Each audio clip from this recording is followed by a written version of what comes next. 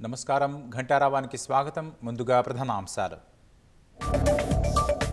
సచివాలయంలో తెలంగాణ తల్లి విగ్రహానికి భూమి పూజ డిసెంబర్ 9న ఆవిష్కరించనున్నట్లు సర్కార్ ప్రకటన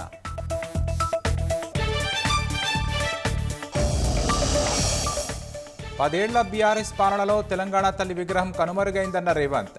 ప్రజా పాలనలో దర్పం ఉట్టిపడేలా ఏర్పాటు చేస్తామని ప్రకటన మరి రాజశేఖర్ రెడ్డి ఇంజనీరింగ్ కాలేజీలకు నోటీసులు చిన్న దామెర చెరువు ఎఫ్టీఎల్ పరిధిలో నిర్మించారని వెల్లడి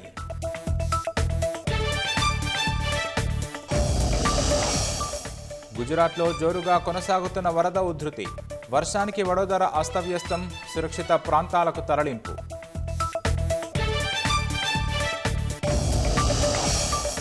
ఆయుధ వ్యవస్థలను పదును పెడుతున్న ఉత్తర కొరియా బహుళ రాకెట్ ప్రయోగ వ్యవస్థను పరీక్షించిన కిమ్ జోంగ్